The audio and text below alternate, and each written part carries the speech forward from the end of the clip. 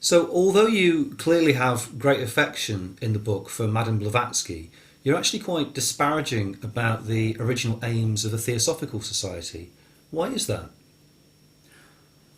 Let me just explain that Madame Blavatsky was, for a brief period of time in the late 19th century, one of the most famous people in the world.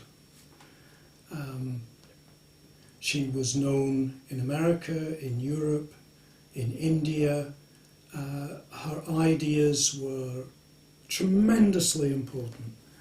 And then she fell, almost like Lucifer. In fact, she had a magazine called Lucifer, which was a bit coincidental.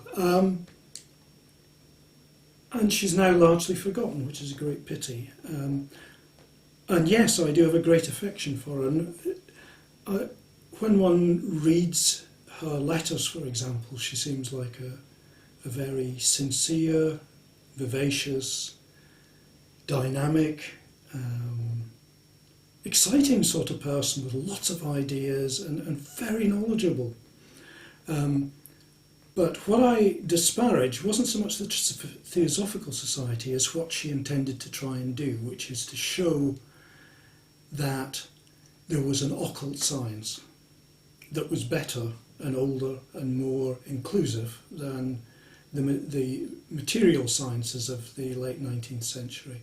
So just to reflect, the period of time in which she lived was also the time in which people were building generators and installing the very first mains electrical systems. They were inventing radios and telegraphy and telephones and motor vehicles. Tremendous advances taking place, and she was sort of saying, well, this is all very well, but there's better stuff than this. It's older, it's wiser, it comes from Tibet, and this is occult wisdom.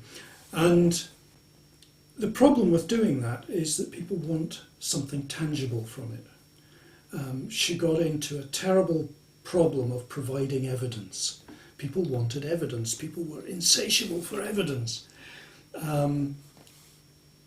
And this was her problem. She could either spend her time trying to produce this evidence, which was then debunked. People just didn't believe it. They just said, oh, you're faking it, you're a charlatan, you're a fraud. All these astral bells and all these communications from the masters and all these visions and all this stuff is just fraud.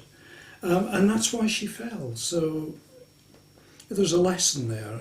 And the problem was that she was trying to do something that she couldn't actually prove. So not so much disparaging, I just think there's a caution there. And she's left a legacy, and it's a very irrational legacy. It's a legacy of what we call New Age practices, and it's a very anti-science legacy. It's a legacy of crystal magic and dowsing and all sorts of arcane healing therapies.